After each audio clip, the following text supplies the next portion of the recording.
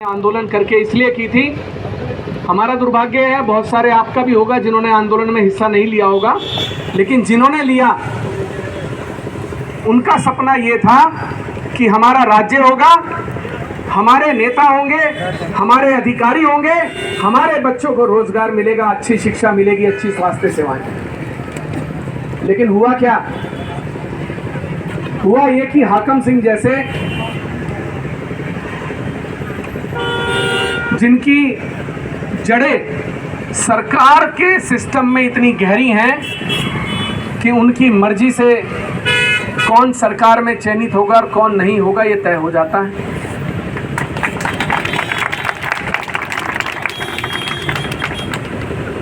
ऐसे लोगों को पनपने देने में सरकारों का संरक्षण रहता है, इसमें कोई दो राय नहीं। मैं आपको एक छोटा सा उदाहरण दूंगा। 2020 में हरिद्वार जनपद के मंगलोर थाने में एक मुकदमा दर्ज होता है कि एक सेंटर पर नकल की तैयारी कराई जा रही थी। पेपर लीक का पूरा सिस्टम था जिसमें हाकम सिंह का नाम भी था। क्यों नहीं गिरफ्तार किया गया 2020 में? अगर उस समय गिरफ्तार कर लिया होता तो इतना बड़ा कांड नहीं होता जो पिछले दिनों में हुआ। होता क्या?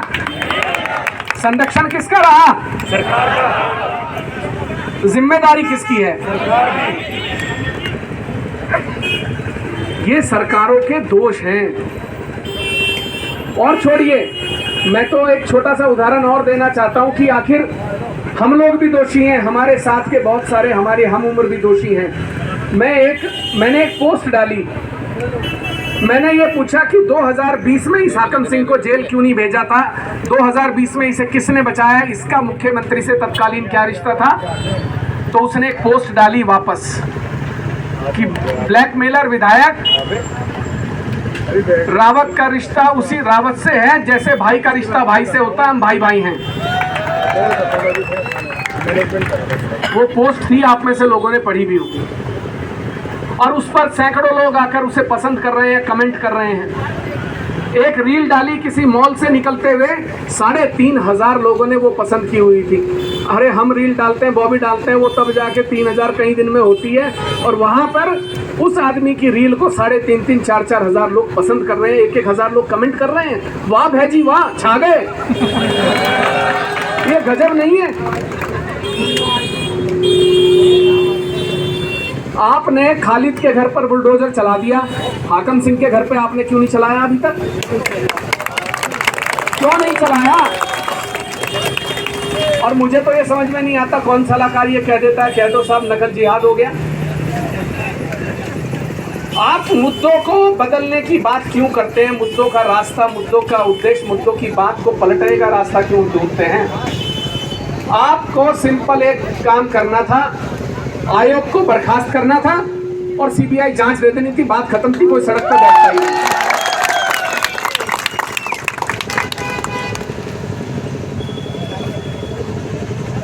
मैं अंत में सिर्फ इतना ही कहना चाहता हूं, बहुत लंबी बात कोई कहने वाली है नहीं, कि सरकार, ये बच्चे सड़क पर बैठे हैं, दिन रात बैठे हैं, आंदोलन कर रहे हैं, इनकी बात को मानिए, क्योंकि सब बच्चे रिकॉर्ड कर रहे हैं तो ये वैसे भी पहुंच जाएगा। LIU भी होगी आसपास, 2 मिनट में पहुंचा देगी, कोई बड़ी बात नहीं है।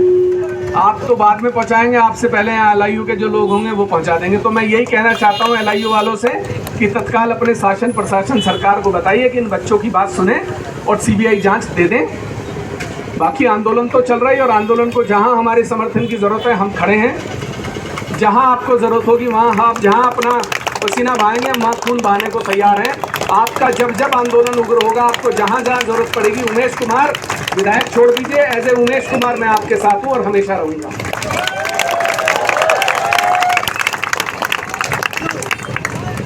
दूसरी बात, ऐसे आयोगों का गठन ही क्यों करना जो आयोग ये कहे कि 3 पेपर ही पर्चे जो लीक हुए हैं, 3 पेपर ही तो व्हाट्सएप गए थे। अरे जहाँ 0.0001% से मैं एक दिन देख रहा था, वो जो रिजल्ट था उसमें 72.04, 72.04, 72.04 लाइन से 4 बच्चे थे। जहाँ कंपटीशन 0 पॉइंट समथिंग में चल रहा है, वहाँ आप कह रहे हो कि 3 पेपर से क्या हो गया? 35 मिनट बाद आया था। अरे बाहर तो आया, चाहे 35 मिनट से आया वो, चाहे सेंटर से निकला, कहीं से भी गया, लूप तो कहीं ना कहीं सिस्टम में ही था, कमी तो कहीं ना कहीं सिस्टम में थी। अमिताभ अग्निहोत्री वरिष्ठ पत्रकार हैं, मेरे साथ काम कर चुके हैं, क्योंकि वो प्रिंट मीडिया में थे, उनको इलेक्ट्रॉनिक में मैं ही लाया था। 2012 में जब मैंने समाचार प्लस शुरू किया था तो मेरे यहाँ उनको मैं मैनेजिंग एडिटर के तौर पे लाया था। उनको मैं सुन रहा था टीवी 9 पे, बहुत सही कहा, बोले कि पहली फौरी में इस आयोग को बर्खास्त करो, इस आयोग के अध्यक्ष को हटाओ।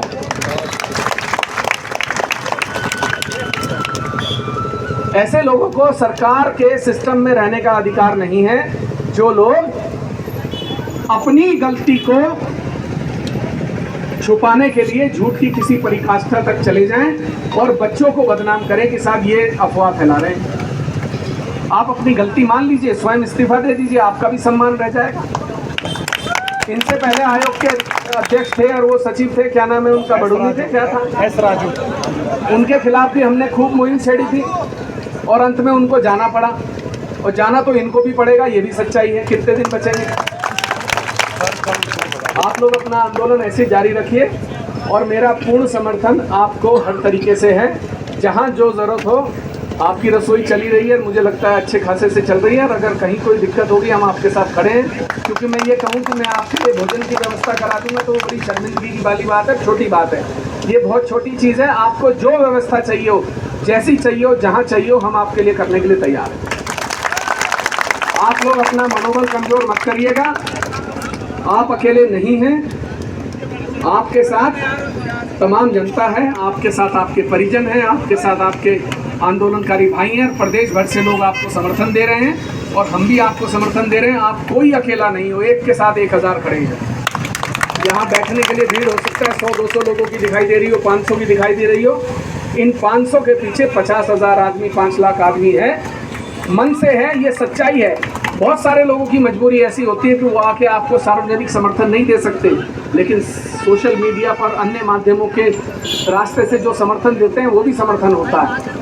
अगर वो आपके साथ आकर आवाज़ नहीं उठा सकते, आपका हौसला तो बढ़ा सकते हैं, वो जिस माध्यम से बढ़ाएं आपका हौसला बढ़ाएं। बहुत बहुत धन्यवाद आप सभी का।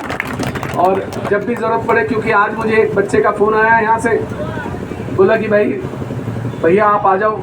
मैंने कहा आ जाते हैं, हमें तो किसी ने बुलाया नहीं, तो हम तो तैयार बैठे हैं। जब बोले भाई आंदोलन में बुलाया नहीं जाता, मैंने कहा भाई कोई बुरा ना माने, इसलिए एक बार तो कहना पड़ता है कि भाई आप आओ, तो हम आ गए। आगे भी आप जहां कहोगे सिर्फ एक फ़ोन कर दीजिएगा, मैं तत्काल आपके पास मौजूद हो जाऊँगा। बहुत बहुत धन्यवाद।